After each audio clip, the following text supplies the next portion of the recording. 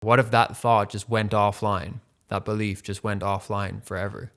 How would you interact differently with the world? Facebook died, oh my God. Unless you're living under a rock, you probably realize that Facebook and everything affiliated with it died last night. And for me, I was surprised by the sense of relief that I felt. I felt as if a part of me had just died.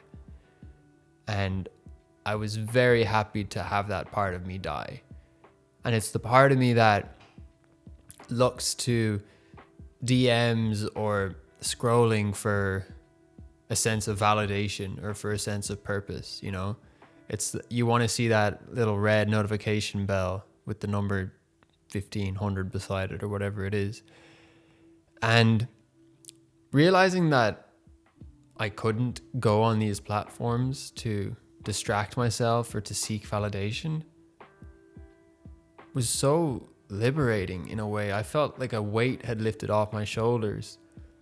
And I do believe there's a lot of value in these applications and services. However, I don't feel that we as humans have a very good grasp over the discipline required to reap those benefits without having severe repercussions to our mental health.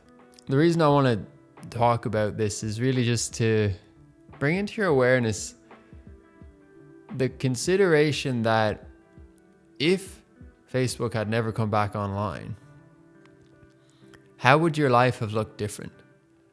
And what aspects of that different life could you possibly bring into your current life, even with Facebook and all that, existing?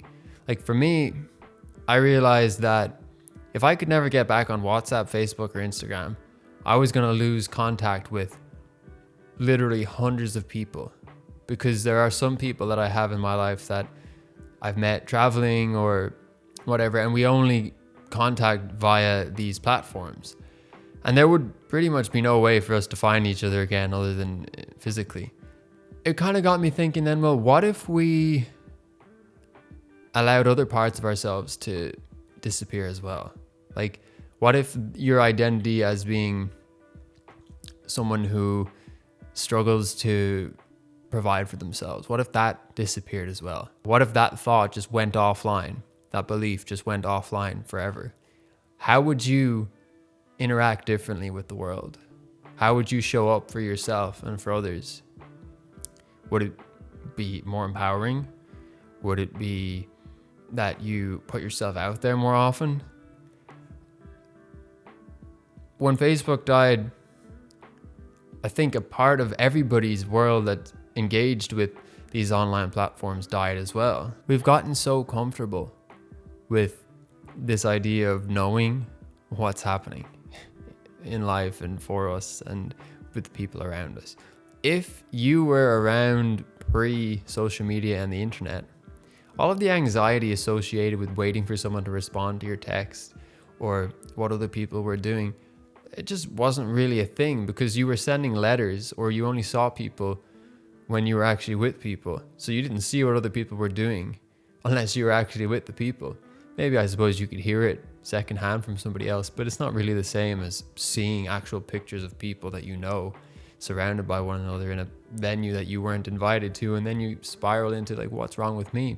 We wouldn't be anticipating instantaneous responses or constant influx of messages. We'd be on the ground actually really dedicating our energy fully and complete to the things that matter to us, because I think when we have the option to go on social media and just send a quick email or a quick message, it doesn't take a lot of investment of time or energy to do that. I mean, the amount of emails that I get every day from just random people trying to sell me services, and I'm sure you and everyone else in the world gets these because people just trawl the internet for email addresses and then send off one generic email to everybody.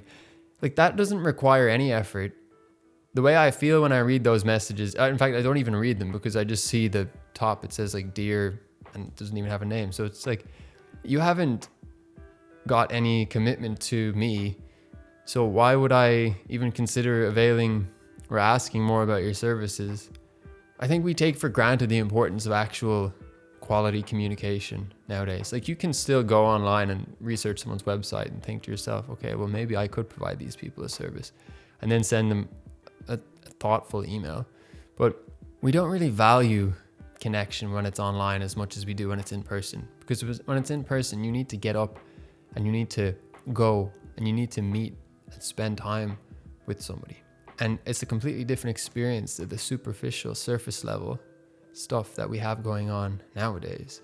So I think it would be wise to consider, what if the Facebook outage actually had gone on for a lot longer? What if it went on for forever? How prepared are you to pivot? And I'm not really talking so much about like in terms of like your business or social life or whatever, but how are you prepared to pivot internally? What if you don't have the option to reach for those things that you used to reach for when you started to feel a certain way? Like, if you feel sad, you want to message somebody and get reassurance or something. What if you didn't have that option? What if the only option was for you to send a letter, which is going to take about a week to get there, and then who knows how long to get back? In the interim, you're not even going to know if that person got the letter or if they send it back. Did it get lost? You don't know. So what if life reverted back to that? I think it's really valuable to consider that, because this whole thing we're doing right now with the age of the internet, like, none of it's guaranteed. It could all crash tomorrow.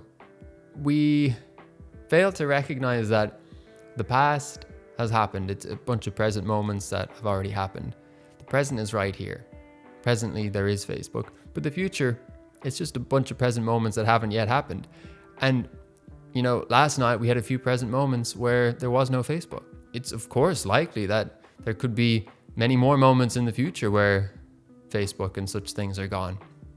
I use Facebook because it's a relevant example right now, but what if food wasn't available in the shop anymore? Are you prepared to grow food? Do you know anything about growing food, or do you only know that food comes from the shelf in your local grocery store? These are important things to consider. When you realize that these things could happen, you realize that your current reality is a hell of a lot less real than you thought it was. It's not as lasting as your mind thinks it is, because it could last, but at the same time, it could do the opposite.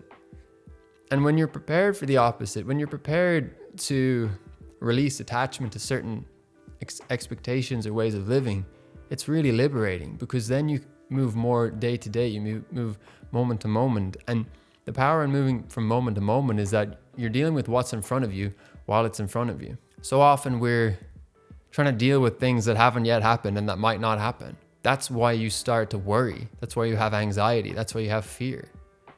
Because you're living in a reality in the future that's not actually here. And as a result of doing that, you end up kind of bringing those emotions into your current moment.